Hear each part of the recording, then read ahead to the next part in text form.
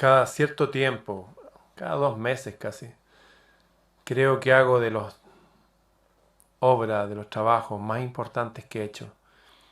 Este es uno de ellos. Poner el mensaje de un presidente de uno de los países más pobres del mundo que ha dejado de serlo. Y es porque simplemente ha denunciado la corrupción que hay en todo el mundo. Y cómo nos mienten en todo el sistema bancario y el sistema financiero. Y todo es una mentira. O sea que avalan lo que hemos venido diciendo varios desde hace años, porque parece que estamos todos obedeciendo un mismo espíritu. No es que uno esté pendiente de lo que diga el otro, sino todos estamos conectados con una verdad universal, unos valores que nos unen a todos. Un católico puede pensar distinto de un evangélico o de un ateo, pero hay valores que nos unen. Cuidar a la familia, estar en paz, en armonía, que no haya delincuencia, poder caminar libres por nuestras calles. Quiero dejar una de las entrevistas más importantes del siglo XXI que se ha hecho a un hombre aquí en la Tierra. La entrevista al presidente de El Salvador. No porque sea presidente de El Salvador, sino porque lo que habla tiene que ver con todos nuestros países, con todos nosotros. Escuchémoslo. Bienvenidos a Tucker Carlson. Vivimos en un momento de la historia en que muchas personas genuinamente y sinceramente odian a sus propios líderes. No confían en ellos, no creen que sus líderes actúen en su nombre, no creen que sus líderes sean competentes, no creen que sus líderes sean personas decentes. Casi todo el mundo desarrollado todavía es supuestamente democrático, entre comillas. Pero tendrías que buscar mucho tiempo para encontrar un presidente en cualquier país del mundo que tenga el apoyo masivo de sus propios votantes. Esa es la verdad, y si lo piensas, es muy raro. Así que creímos que podría ser interesante hablar con alguien que, sin exagerar, es el presidente democráticamente electo más popular del planeta, de cualquier país del mundo. Por lejos, en cualquier época, un hombre que goza de un nivel de apoyo de su población de entre 85 y 90%, según fuentes externas. Ese es el apoyo que tiene. Comparen esto con nuestro propio presidente, cuya tasa de aprobación anda por el 35%. Pero Nayib Bukele, el presidente de El Salvador, tiene una popularidad abrumadora. ¿Por qué exactamente? Pues él ha aceptado pasar una hora aquí para contarnos. Y es un honor tenerlo con nosotros acá en el estudio. Presidente Bukele, muchas gracias. Gracias Tucker por recibirme. Bueno, le voy a hacer la pregunta obvia. ¿Por qué tiene tanta popularidad? Pero permítame ofrecer una idea primero. Cenamos juntos anoche hasta la 1 de la mañana, acá en nuestro establo, en nuestro lugar. Y yo hablaba con nuestros productores después de la cena. Usted no es el primer jefe de Estado con quien hemos hablado o cenado. Pero usted habló menos de sí mismo que cualquier otro político con quien haya cenado alguna vez. No sé si era solo una postura suya. Seguimos hablando por casi 5 horas, fue impresionante. Tal vez es porque no lo habla todo en función de usted mismo. Tal vez es una de las razones de su gran popularidad. No lo sé. Bueno, probablemente si hubiésemos hablado de mí durante 5 horas habría sido muy aburrido o habríamos cortado la cena, es lo más probable. Pero los políticos hablan de sí mismos incesantemente. Nunca se aburren. Bueno, ellos no se aburren de ellos mismos, pero seguramente aburren a los demás. Así es, tú sabes. Interesante, seguimos hablando porque... Y no solo yo, pero hablamos acerca de temas muy interesantes para todo el planeta. A ustedes les interesaban. Por supuesto, porque la civilización pasa por un momento muy importante de su historia. Sí, la civilización humana, toda la civilización humana, claro, y es algo muy interesante de hablar y de considerar. Y cada país y cada sociedad del mundo forma parte de esta civilización humana. Y el camino que toma cada micro sociedad hacia esa civilización y tiene mucho que ver cómo la comprendemos. Entonces sí creo que es importante hablar y discutirlo y comprenderlo un poco, más que hablar de política. Claro, aún siendo un líder político. Ni siquiera me habló de política. Creo que fue muy interesante y habla muy bien de usted. Pero voy a suponer que tiene tanta popularidad porque ha mejorado su país. Sí, es por eso. Sí, claro, es lo principal que debe hacer un político, por supuesto. Debe trabajar, ¿no? Por supuesto. He viajado a El Salvador en 3 ocasiones, 2 veces durante su presidencia. Y he visto las mejores que usted ha hecho. Hicimos un documental acerca de cómo logró reducir la delincuencia de El Salvador, a pasar de la tasa de homicidio más alta del mundo a una de las más bajas del planeta. Pero me pregunto a grandes rasgos, ¿cómo un jefe de Estado mide la salud de un país? Pues pienso, usualmente hay indicadores para medir la salud de un país. El Banco Mundial, el FMI, las Naciones Unidas, ¿cierto? Y las organizaciones internacionales miden la salud de un país con la base del PIB o la producción económica, usted sabe. O usan este tipo de medición que son totalmente falsos, son falsos. Porque no miden realmente la verdad. Si a un país le va bien o le va mal. Son falsos, sí, son falsos estos medidores. ¿Cómo puede ser falso el PIB? Bueno, si aquí estamos nosotros dos y te digo, oye, Tucker, te pagaré $1,000 si bebes este vaso de agua, $1,000. Y me dice, sí, está bien, y te lo bebes. Y te pago 1,000. Y luego me dice, oiga, yo también te pagaré 1,000 si bebes mi vaso de agua. Entonces me tomo tu vaso de agua y tú me pagas los 1,000 de vuelta. Básicamente nadie se ha enriquecido. Tengo los mismos 1,000 que daba al inicio. Solo bebimos 2 vasos de agua. Pero según el PIB, aumentaste el PIB en $2,000 y creaste 2 empleos. Es en serio, lo digo de verdad. Si lo reportas a la agencia de impuestos, creaste 2 empleos. 2 empleos de $1,000 cada uno para bebedores de agua. Y aumentaste la producción económica en $2,000 al crear un servicio, el servicio de beber tu agua. Y lo hicimos 2 veces. Y se establece este servicio con un valor de $1,000 porque su valor en el mercado es de $1,000, ¿sí? Yo te pagué 1,000, tú me pagaste 1,000 también. Claro, un ejemplo exagerado tal vez, pero aunque si lo reportara a Hacienda se me diría así realmente. Pero solo te demuestra cómo estos indicadores no miden realmente la salud económica de una sociedad. Y por sentido común, pensaría que se debe medir la salud de una sociedad, pero ya no se mide eso realmente. O si se mide ya no es lo principal, solo se incluyó como un factor adicional. Pero no tiene mucho sentido porque lo que la gente realmente quiere es estar bien, estar con su familia, estar seguro, estar en paz en sus casas. Y esas son cosas que ya no se miden más. Pensaría que esos indicadores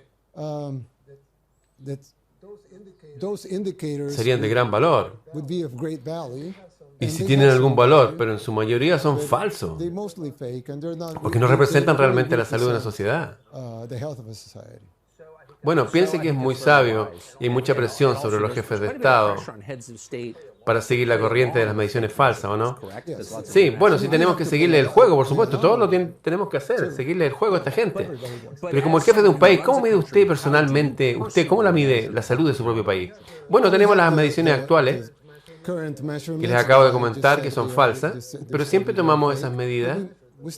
Tenemos que hacerlo porque las organizaciones internacionales usan esos indicadores para fundamentar sus pronósticos acerca del país.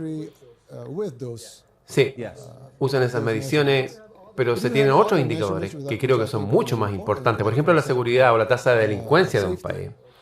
Eso es importante. O la tasa de personas sin techo, eso es importante. O el empleo, o la inflación.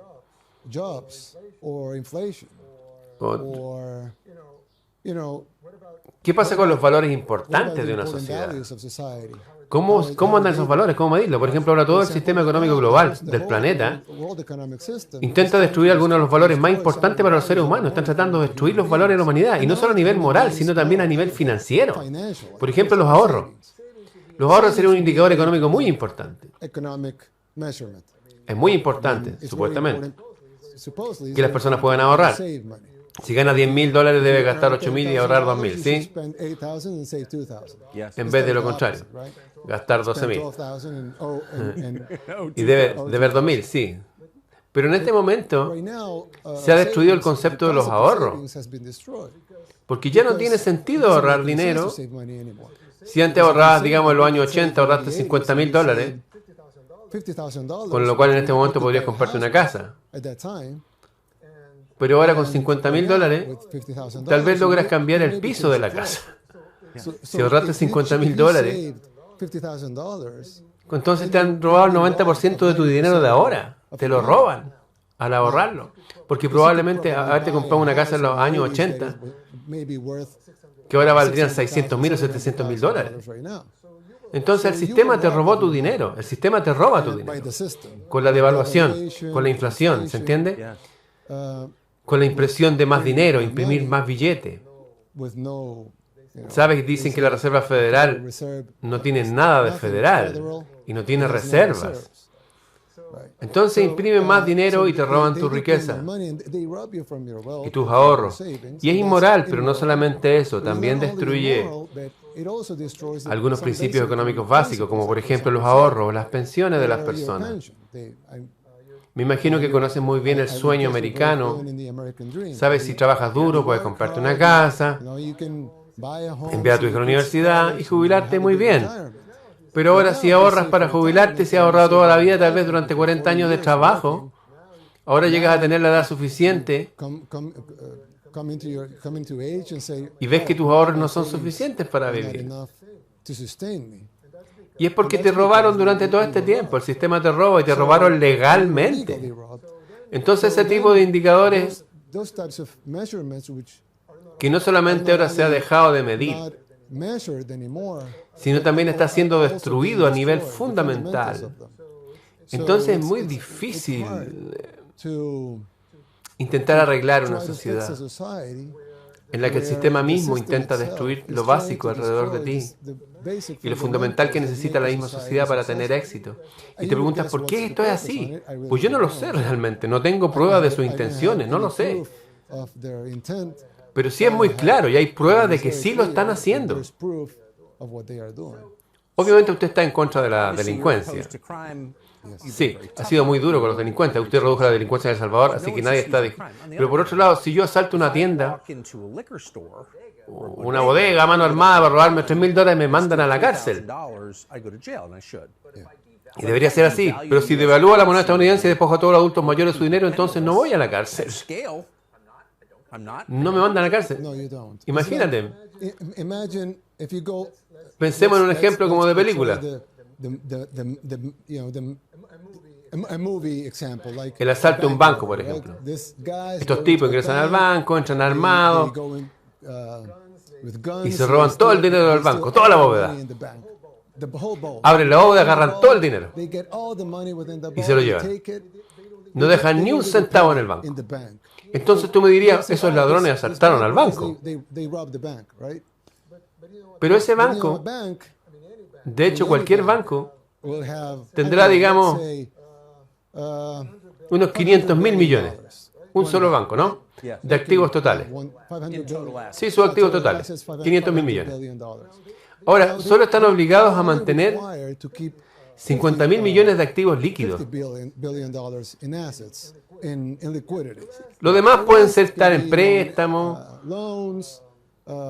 bienes raíces, pueden invertirlo en otros fondos, ¿verdad? Principalmente en forma de préstamos a sus clientes. Entonces el banco mantiene solamente 10% de su liquidez, que son 50,000 millones. Ahora, de esos 50,000 millones, el 90% está en línea. O sea, son ceros en una pantalla. No es dinero en efectivo, ¿ya? No son billetes, no son monedas. Entonces pensarías tal vez, el 10% de esos 50,000 millones está en efectivo. Sí, y sería demasiado. Pero digamos que tienen el 10% en efectivo en billetes y monedas. Serían 5,000 millones. Pero si este banco enorme tiene, digamos, unas 200 sucursales,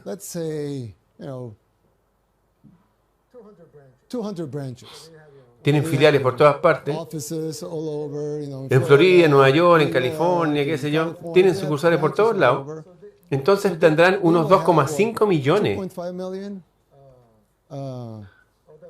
Pasamos de 500,000 millones a 50,000 millones de activos y 5,000 millones en efectivo. Y entre esos 200, 5 por 5, estamos hablando de unos 25 millones en cada bóveda. Pero sería el 10% del 10%, o sea, el 1%. Y luego sale el 0,1 del 1%. Esto sería el equivalente a lo que se llevaron los ladrones. Se habrán llevado el 0,1% del 1%. Y dejemos a un lado que el banco tiene seguro y va a recuperar realmente todo el dinero. Acaban de robarle al banco el 0,5% del 1% del valor neto de sus activos. Estos ladrones irían a la cárcel correctamente durante unos 20 a 30 años. Pero si la Reserva Federal imprime 10 billones, los imprime de la nada, porque no hay reservas que podrían sustentar esta impresión de dinero nuevo, te acabarían de robar el 20% de tus ahorros. El 20, no el 0,1, el 20 te lo robaron. A todas las personas que usan dólares, incluyendo a todos los estadounidenses. Y por cierto, toda la gente del mundo, porque usamos el dólar estadounidense como moneda internacional. Pero no pagarían ni un centavo, ni una multa, ni nada, porque es un hurto legal, es un robo legal, nos roban legalmente. Pero es un delito en todo caso. Moralmente es un delito moral, pero no es un delito legal. Las leyes están hechas de tal forma que no es delito legal. Y es por lo que creo que se viene un cambio civilizacional, un cambio de la civilización, porque esto ha sucedido durante algún tiempo ya. Llevan siglos haciendo esto. Probablemente de los años 70, más fuerte. Pero ahora las personas empiezan a despertarse y darse cuenta de estas cosas y dicen, espera, tal vez no esté de acuerdo con todo esto. Y claro que no quieren. Creo que se está forjando un nuevo sistema económico y será un desorden, porque por un lado tendrás a los poderes occidentales con un sistema económico, probablemente tendrás a los BRICS con otro sistema económico, aunque los BRICS están creciendo y probablemente dentro de poco representarán más de la mitad del PIB, no solo porque los países mismos crecen,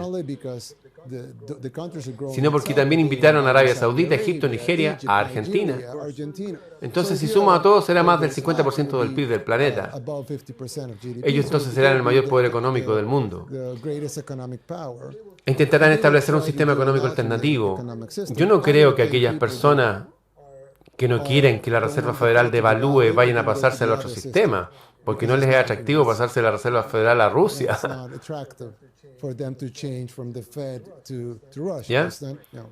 Ni a la OPEP. No tiene sentido para ellos.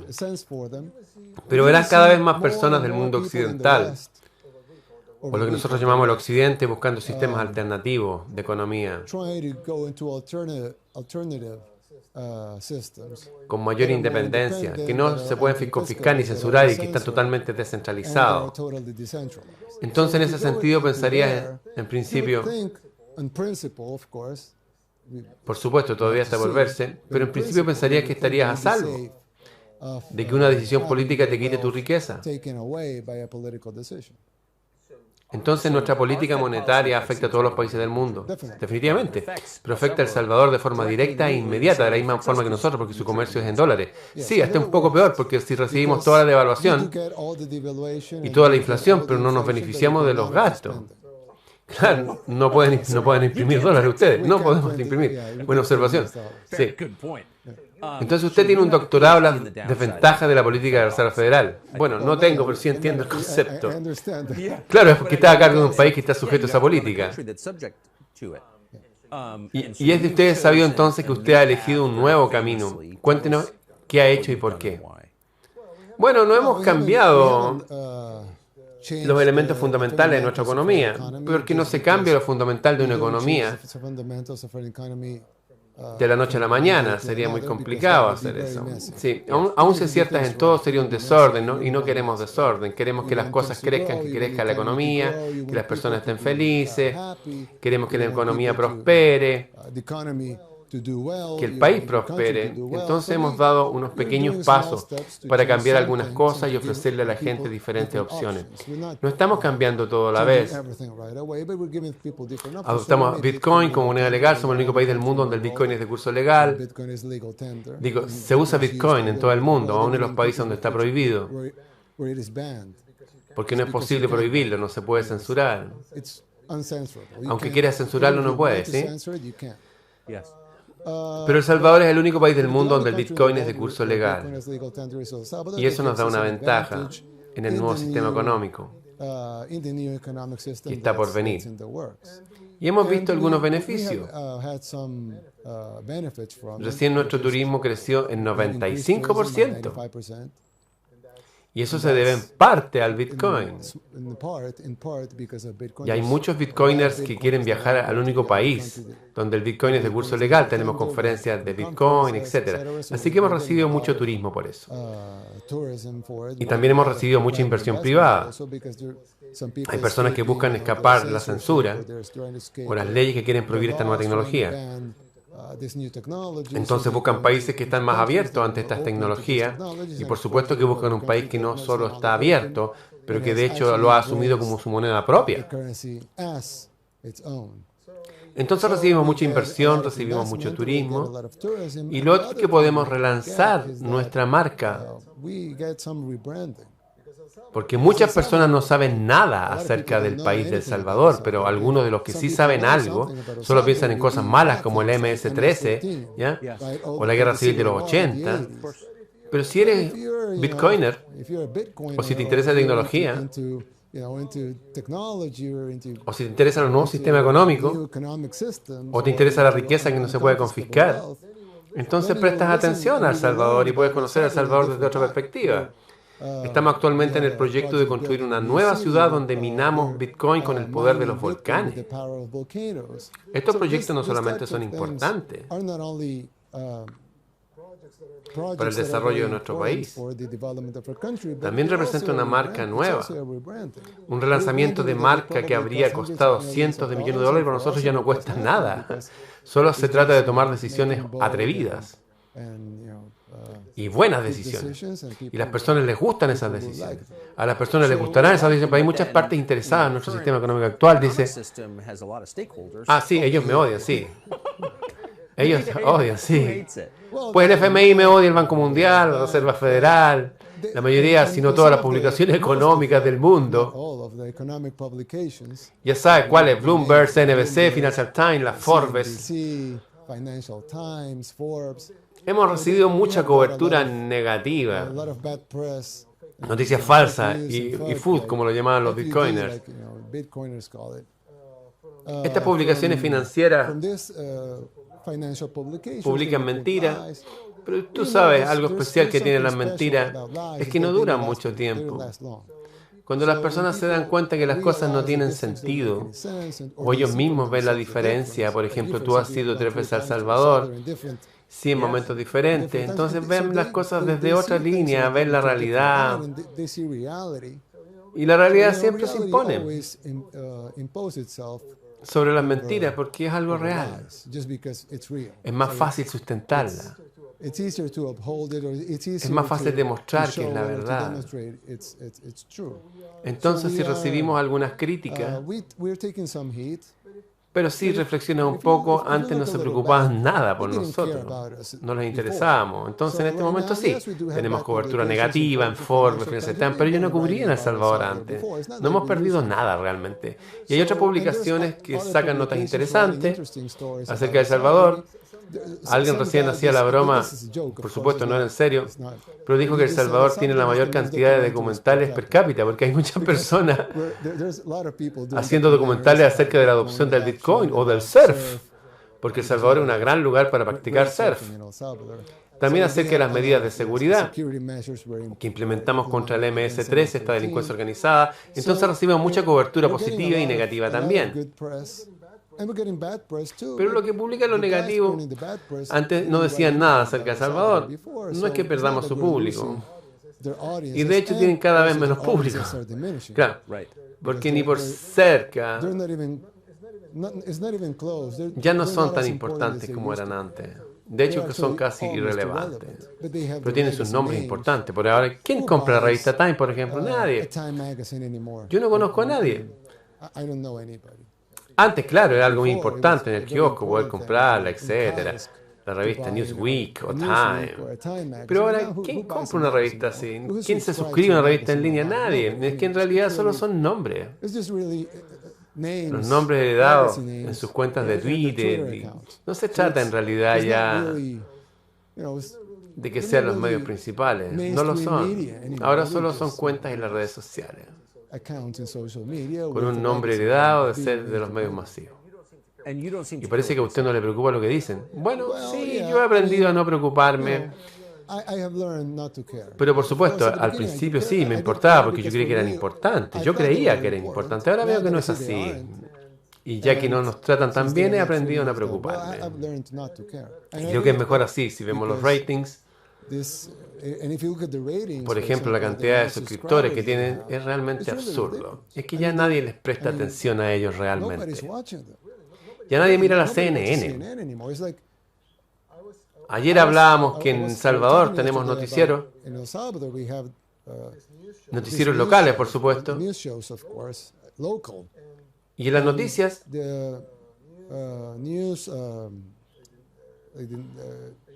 el noticiero principal, como la edición estelar. Sí, en el noticiero estelar, el noticiero principal local de la noche, por ejemplo, el Canal 4, Canal 4.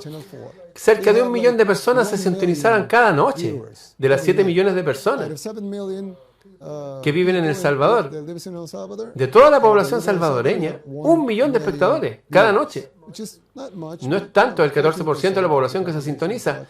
Y luego CNN en prime time tiene cerca de medio millón de espectadores. CNN.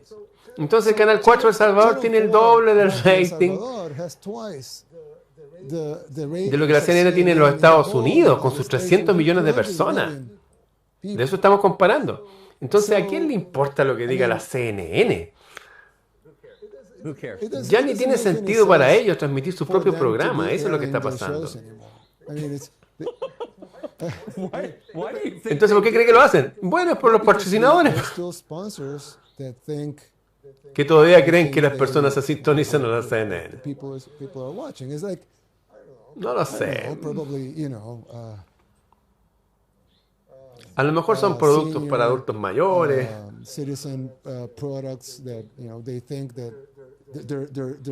Y las personas a cargo de su publicidad creen que su mercado mira CNN porque ellos lo miraban antes. No lo sé. Y a lo mejor ya ni están viendo CNN. Entonces solo transmiten sus programas. Eventualmente se darán cuenta y dirán, ya, dejemos de transmitir. Ha sucedido con algunas revistas y otras publicaciones que se dejan de imprimir y se trasladan a digital. Es su forma de decir, está bien, sabemos que nadie compra la revista ya. Así va a suceder. Entonces, CNN se convertirá en una cuenta de Twitter. Sí, claro que sí. Es probable que transmita por internet primero. Pero si sabemos que fracasaron con CNN+, ya fracasó eso. Entonces sí, se convertirá en una cuenta de Twitter. Algo que hablamos ayer que no me quedó del todo claro. Usted ha dicho que desde la perspectiva de alguien que vive fuera de Estados Unidos, que ha estado en muchos lugares, que el tono y la perspectiva de los medios estadounidenses son básicamente iguales a las personas de los medios salvadoreños, de los medios holandeses. Parece que todos los medios tienen la misma visión del mundo. Sí, porque es una franquicia. Es como McDonald's, o Burger King, o Pizza Hut. Entonces tiene la sede y tiene la franquicia. La mayoría de los medios, no es tu caso, por supuesto, pero la mayoría de los medios funciona como franquicia. Si se publica algo en The New York Times, digamos algo acerca de la guerra en Ucrania,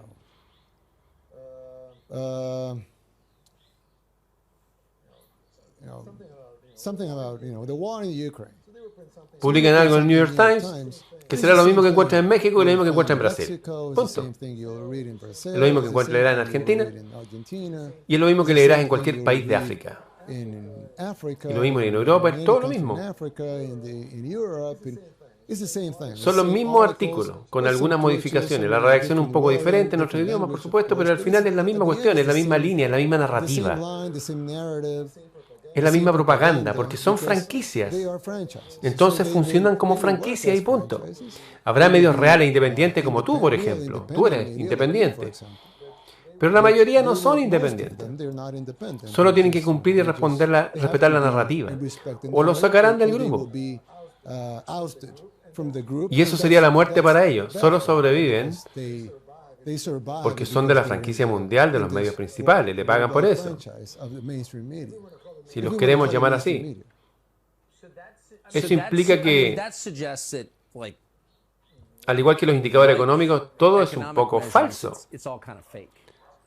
Bueno, como tú sabes, la mayoría de las publicaciones siempre serán propaganda. Es así siempre, desde siempre. No solo ahora. Desde el principio de los tiempos de los medios, siempre. El concepto de los medios es propaganda. Ese es el concepto, propaganda. Por supuesto, como con todo hay excepciones, pero ese es el concepto, propaganda. Es como el concepto de los farmacéuticos.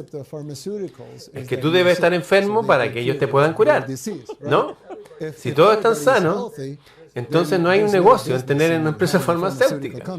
Necesita la gente enferma, ¿entiendes? Ese es el concepto y punto. Por supuesto que hay buenas empresas farmacéuticas y buenos farmacéuticos. Claro que hay personas buenas en todos lados y personas malas también. Pero todo el concepto, la noción de tener, por ejemplo, si vendes armas, necesitas guerra. ¿Por qué vender tanquetas y misiles si no tienes guerra? ¿Dónde puedes usar eso? No las vas a usar para ir a cazar venados, ¿cierto? Usas tanquetas para hacer la guerra. Entonces necesitas guerras para vender tanquetas.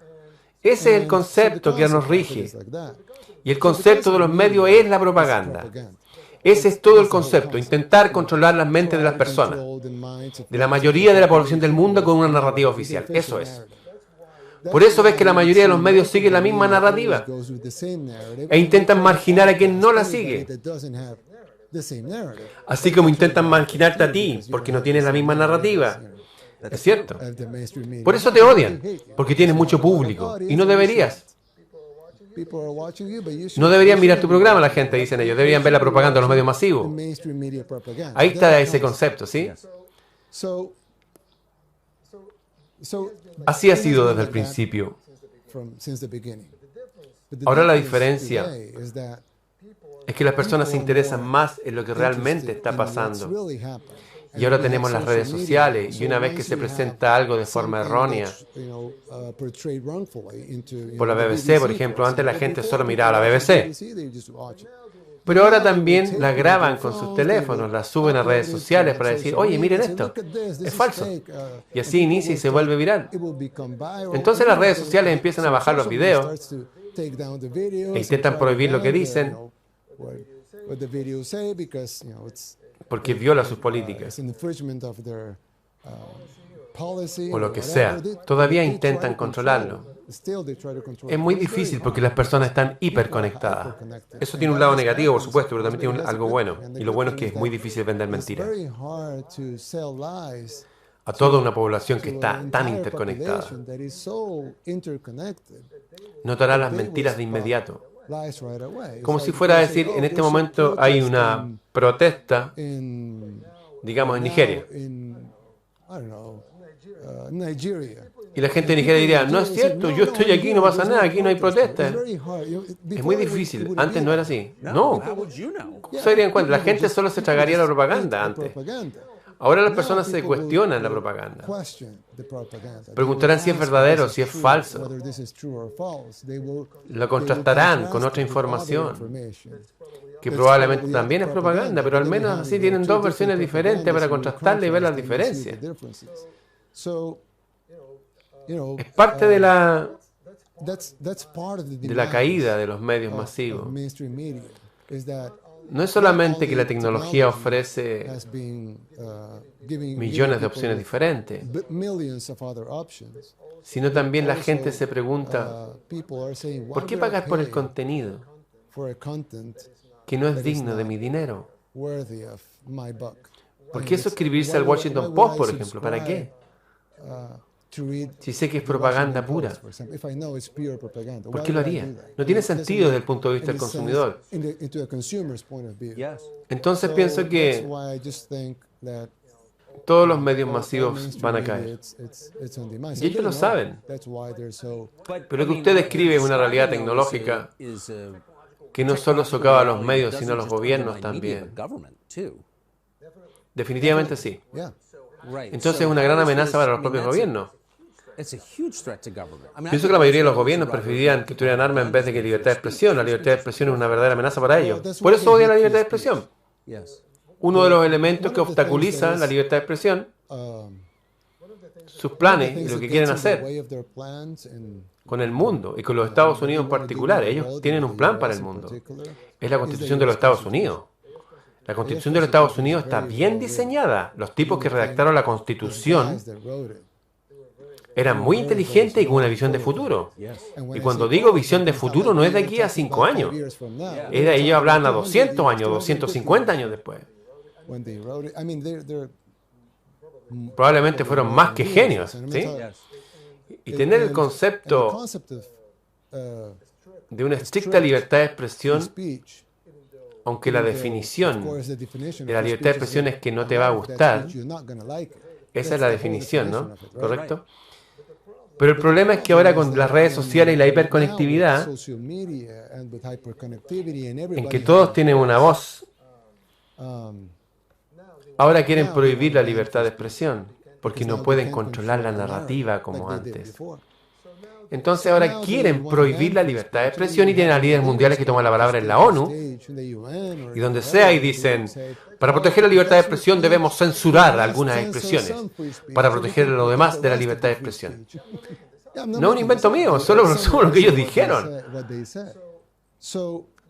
Pensaría que estos líderes occidentales de las democracias promoverían la libertad de expresión como lo hacían hace 50 años. Pero ya no la promueve la libertad de expresión. Y ahora tienen presidente aquí en los Estados Unidos, ahora, con prohibición de tener cuentas de redes sociales durante su propio mandato. Solo imagínate el concepto de prohibir aunque no te guste lo que está diciendo. Es que eso no se trata de eso, no importa. Pues de hecho sí importa. La verdadera prueba es si permitas la libertad de expresión de alguien que no te agrada, que expresa algo que no te gusta. Esa es la prueba, ¿verdad? Solo pensar en el concepto de prohibir la libertad de expresión de un presidente en plena función del país más poderoso del mundo, está hablando de Trump, te demuestra que los verdaderos poderes ahora están muy por encima del propio gobierno de los Estados Unidos. ¿Te das cuenta? Ese señor que ya no está a cargo, pero el que estaba a cargo del gobierno de Estados Unidos, está hablando de Trump, no podía hablar porque lo bloquearon de todas las plataformas, de las redes sociales, por supuesto. Y eso sucedió mientras era el presidente en funciones. Eso te dice algo acerca de cuánto miedo tienen de la libertad de expresión. La odian la libertad de expresión. Odian la segunda enmienda, por ejemplo. Porque ¿cómo controlas a una población tan armada? La segunda enmienda es que pueden tener armas. Entonces la Constitución de los Estados Unidos se interpone entre ellos y sus planes. Pero van adquiriendo mucho poder supranacional, más allá de las naciones. La Constitución de los Estados Unidos es algo nacional, local, producido ahí. Y ya que sus poderes son supranacionales, digamos Facebook, Instagram o TikTok, sus poderes son supranacionales, no deben cumplir con la Constitución de los Estados Unidos. Pueden hacer lo que se les plazca. Y ellos no son los dueños del mundo. Solo son los operadores de unas empresas. Eso te dará una pista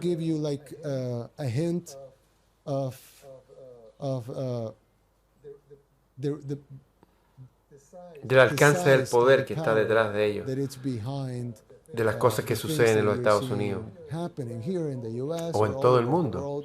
Son cosas que no tienen sentido para la ciudadanía, para la familia, para el país, para el bienestar de los seres humanos, para la libertad, para la democracia, para la libertad de expresión, para los derechos humanos reales y básicos. Pero sí tienen mucho sentido para ellos. Entonces parece que si los líderes de los países toman decisiones en contra de los intereses de sus propios países, que dañan a los países que lideran, que tal vez su interés mayor está en algo más allá de sus países. Sí, por supuesto, definitivamente sí. No le veo otra explicación lógica.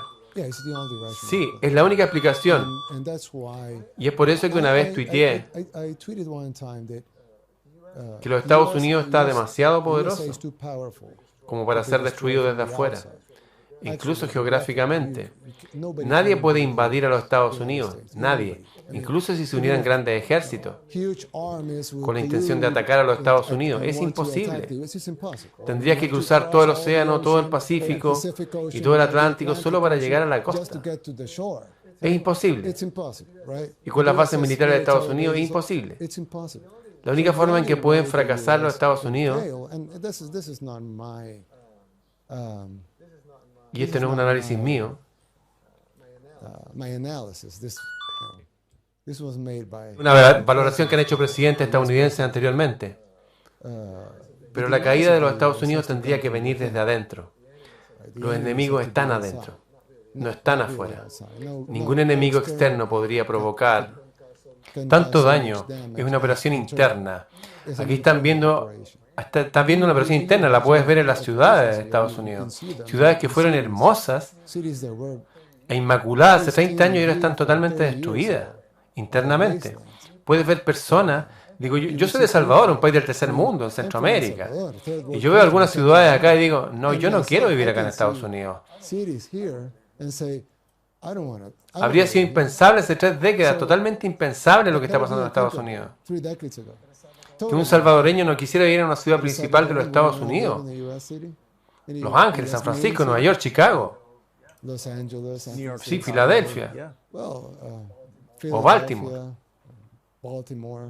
Cuando ves la velocidad con que se erosionan esas ciudades, dice, esto debe de estar siendo por un diseño. ¿Quién tomaría tantas decisiones tan estúpidas? ¿Quién diría, ok, bien, vamos a darles dinero para que compren droga? ¿Es en serio? Lo están haciendo en algunas ciudades. Le están dando drogas a la gente. Están drogando a la gente en la ciudad, literalmente repartiendo drogas en algunas ciudades de Estados Unidos. O les dicen, vamos a darle dinero si no trabajan. Se aprueban muchas leyes que no tienen ningún sentido. O dicen, sí, hay mucha delincuencia. Bien, tengo una solución. Vamos a quitar el presupuesto de la policía. Hacen ese análisis aquí. Y ves todas estas campañas para no financiar a la policía con tanta delincuencia. Ves campañas que dicen que hay que permitir el hurto. Hay que permitir el hurto hasta cierto monto. Mira las leyes, toman estas decisiones abiertamente. Ni siquiera es en secreto. Han tomado estas decisiones abiertamente. Y todos sabemos cuáles serán las consecuencias. Siempre uso este ejemplo. Sé que los Estados Unidos cultivan mucho maíz. Y en El Salvador cultivamos maíz y también frijoles. Siempre hago el ejemplo que puedes sembrar maíz o puedes sembrar frijoles. Pero no puedes sembrar maíz y esperar que nazcan frijoles. Ni puedes sembrar frijoles y esperar que nazca maíz. Entonces, si siembras una política de no financiar a la policía, de permitir el hurto, de permitirlo, de repartir drogas a los adictos, de repartir dinero para las personas que no trabajan, ¿cuáles serán las consecuencias? Destruirá la sociedad. Destruirá la sociedad, destruirá la economía. No solamente es lógico suponerlo, ya está ocurriendo hoy. Y cuando ven más problemas, entonces dicen, necesitamos más de las mismas soluciones que causaron estos problemas. Y promulgan más de estas mismas políticas y tienen más y más problemas. Y vuelven para más de las mismas soluciones que causaron esos problemas.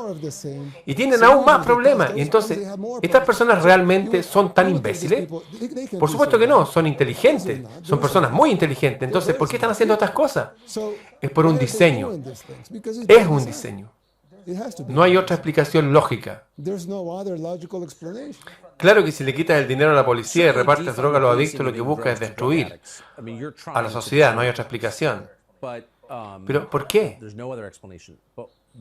Bueno, porque realmente no lo sé por qué, pero hay algunas cosas que puedo saber porque ahí están a simple vista. Como lo que acabamos de hablar, no información privada, secreta, todo lo que quieren saber lo saben porque está ahí visible, es público, es verificable, las personas pueden investigarlo. Entonces, si me preguntas por qué, Pues no lo sé, porque no es público, no es verificable, no puedes simplemente buscarlo en línea. No tengo esa respuesta profunda, podré tener mis teorías, pero serían solo una aproximación en el mejor de los casos. Es difícil saber el por qué realmente. Parte de esto pareciera ser el resultado de la riqueza generacional. Podría ser una explicación. Si las personas tienen riqueza durante mucho tiempo, entran en decadencia. Creo que lo vemos en la familia, lo vemos su país se ha vuelto mucho más próspero. Su país tuvo una guerra civil terrible y un gran porcentaje de su población migró y llegó hasta aquí y ahora a otros países y ahora empiezan a regresar. Así que su país se está enriqueciendo. ¿Le preocupa que este tipo de problemas que nosotros tenemos, este tipo de caos social, vendrá asociado con la nueva prosperidad de su país? No, entiendo el concepto que planteas, que los tiempos difíciles crean personas fuertes, las personas fuertes crean tiempos fáciles y los tiempos fáciles crean personas débiles y crean tiempos difíciles. Entiendo el concepto de eso. No creo que sea así de sencillo. Para aclarar un poco la pregunta, hay una ONG, una agencia internacional y gobiernos que impulsan estas políticas, ¿sí? Si se las imponen a los países, las impulsan fuertemente, ¿cierto? Entonces, ¿cómo usted se resiste a ello? Al resistirse públicamente. Públicamente sí. Sí, intentarán impulsar su agenda en nuestro país, así como los demás países lo están haciendo. Y ya que somos un país pequeño, relativamente pobre, claro que su dinero llega más lejos. Pueden contratar a las personas, por ejemplo, qué sé yo. Pero hay algunas cosas que son más fuertes. El sentido común, por ejemplo. La mayoría de los políticos creerán que sus pueblos, creerán que sus propios pueblos no tienen sentido común. O que tienen que impulsar sus agendas a la fuerza, solo porque tienen el poder. Pero al final no funciona. ¿Cierto? Porque como dijiste al principio, casi no hay líderes en el mundo. Casi no hay líderes en este mundo con la aprobación de su gente. No existen. Entonces, no funciona así. Pero si llegas a comprender que tus ciudadanos tienen sentido común, que son inteligentes, que quieren soluciones inteligentes para sus problemas reales y no otra agenda que no les importa o que en verdad no quieren esa agenda acerca de sus vidas. Cuando va y dice, está bien, no vamos a impulsar esta agenda porque no beneficia a nuestra gente. Vamos a hacer esto y vamos a hacer lo otro porque eso sí le ayuda a nuestra gente. ¿Están de acuerdo? Sí, estamos de acuerdo. Muy bien, entonces eso vamos a hacer. Algunos dirán, se están enfrentando a las ONG y las organizaciones internacionales tienen el valor de hacerlo. Pero yo no creo que sea valiente, creo que se trata de sentido común, simplemente comprender que tu gente también tiene sentido común y quieren sus líderes que también tengan sentido común. Entonces ellos te van a respaldar simplemente por sentido común cuando enfrentas estas cosas como corresponde y realmente haces las cosas que ellos quieren que hagas en vez de las cosas que quieren las ONG que hagas porque eso no les quiere a la gente. Entonces pienso que realmente no es tan difícil si un líder político o alguien en cualquier puesto del gobierno realmente desea hacer lo mejor para su gente. Lo puede hacer. No voy a citar ejemplos, porque no quiero entrometerme en la política estadounidense, pero hay ejemplos en los Estados Unidos de personas que genuinamente quieren hacer lo mejor para su gente. Y tienen el apoyo de la población y de sus electores. Entonces usted no inició su vida en la política. Creo que su familia no es política, es de una familia de negocios. Usted estaba en los negocios y trabajó bastante en sus empresas. Y luego fue electo como alcalde. Sí, no mi pueblo natal, pero el pueblo donde vivo. El pueblo donde vivo. Sí, vivo en una ciudad pequeña en las afueras de la capital.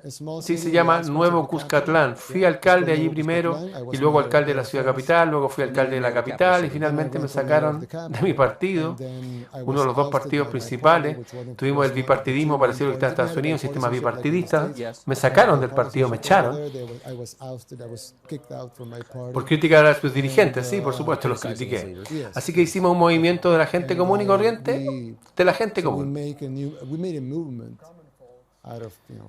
Recogimos la firma, hicimos un partido nuevo, ganamos la presidencia en 2019 con 53% de los votos. Para nosotros fue impactante porque acabamos de destruir el bipartidismo en El Salvador con un 53% de los votos. Pero ahora con la retrospectiva, 53% implica que solo fue la mitad de la gente. Entonces sí, en aquel entonces tuvimos apoyo suficiente. Creímos que era mucho, pero ahora vemos que era solo la mitad. Desde entonces hemos venido trabajando y parece que a la gente le gusta lo que estamos haciendo. Bueno, sí, es el líder más popular del planeta, por lejos, de todo el mundo. Usted, hay encuestas de popularidad creíbles que lo colocan arriba del 90% de población en su país. Estas cifras realmente solo existen cuando la pregunta a la gente apunta a pistola. Y me consta que no lo hacen en su caso, entonces es algo increíble. ¿Qué le ha sorprendido ahora al frente del país, estar al frente de su país? ¿Qué le sorprende? ¿Qué cosa le impactó al darse cuenta? El alcance de la corrupción me sorprendió, sí. De niño yo observaba la política en mi país, por supuesto, y también en otros países, en los Estados Unidos y en el mundo. Y siempre pensé, todos saben que los países de América Latina están repletos de corrupción. Es un sistema político muy corrupto de Latinoamérica, muy corrupto de Latinoamérica. Y no solo en América Latina. Vimos lo que el presidente de Afganistán huía de su país en un avión con 100 millones en efectivo o algo así. Hasta los costaba despegar, sí, porque llevaba mucho oro también. Llevaba oro y diamantes, etc. Entonces la política en el tercer mundo ha sido muy corrupta. Todos lo sabemos.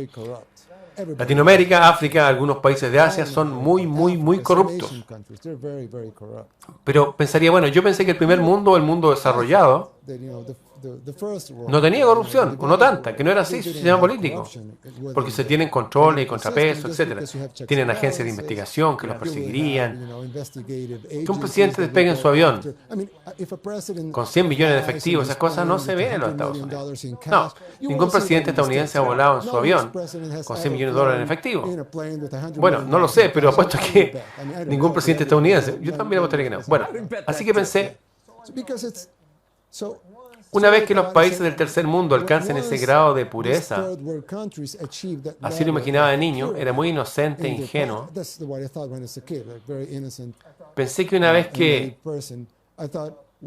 nuestros países lograran ese grado de pureza en nuestros sistemas políticos, entonces estos países serían desarrollados también.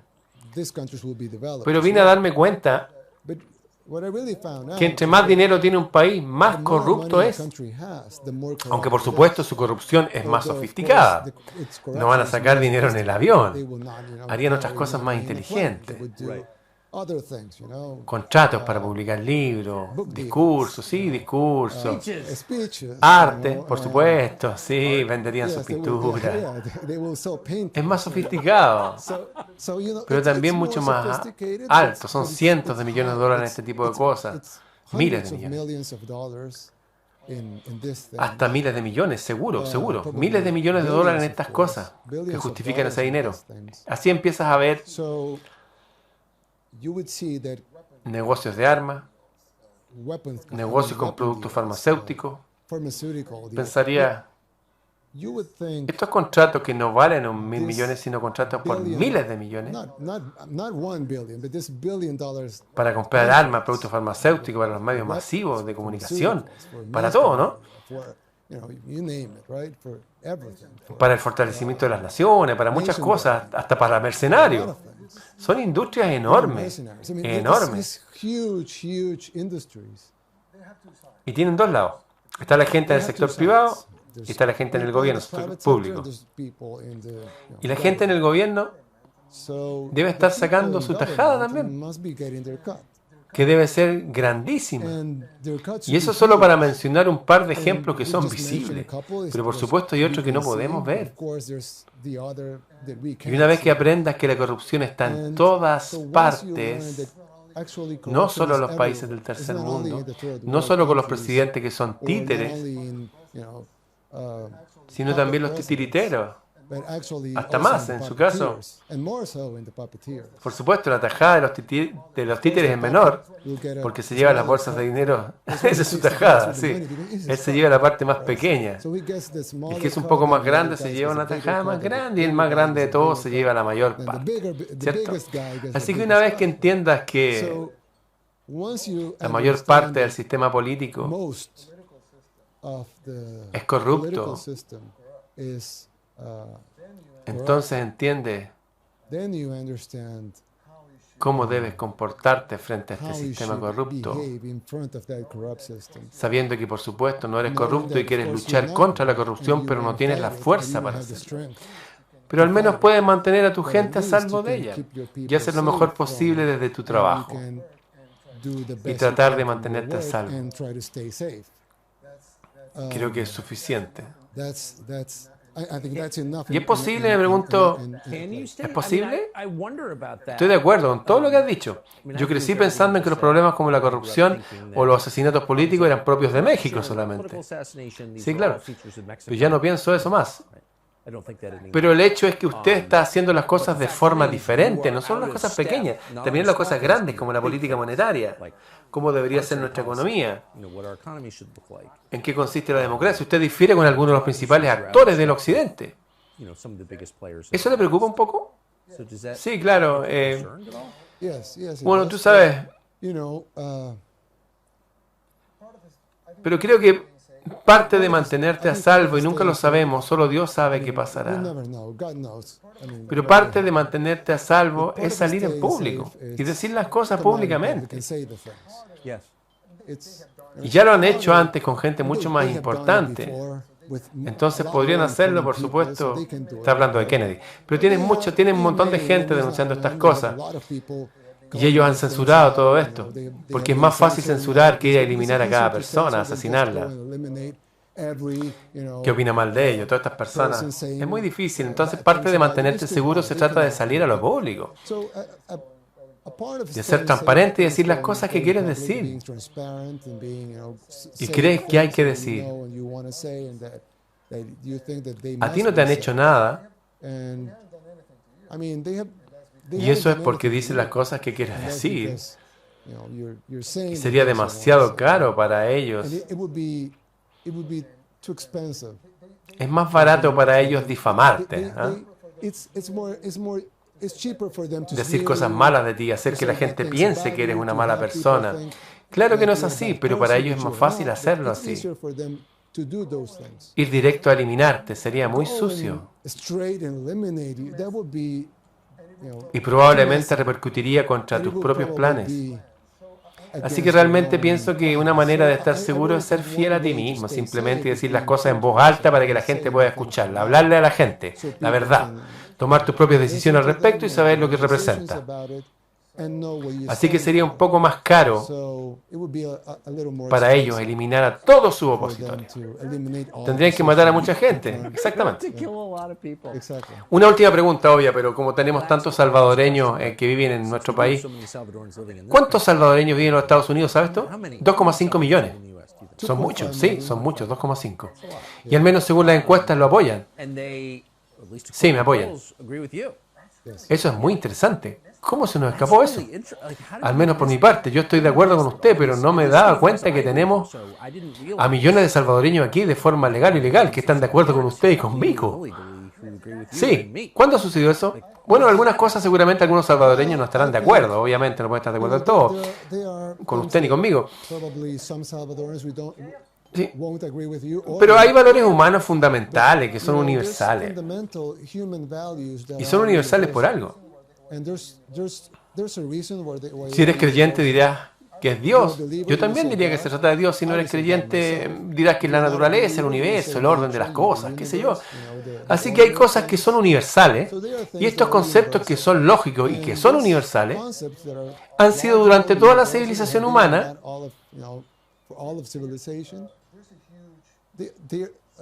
el sistema y los que están en el poder quieren cambiar eso, quieren cambiar la naturaleza, quieren cambiar estos conceptos universales que son muy fuertes dentro de todos nosotros. Así que aunque un católico podría pensar diferente de un cristiano evangélico, por ejemplo, tendrán algunos de los mismos principios dentro de sí mismo. Por ejemplo, pagar tus deudas, cuidar al prójimo, cuidar a tu familia, proteger a la familia, criar a tus hijos.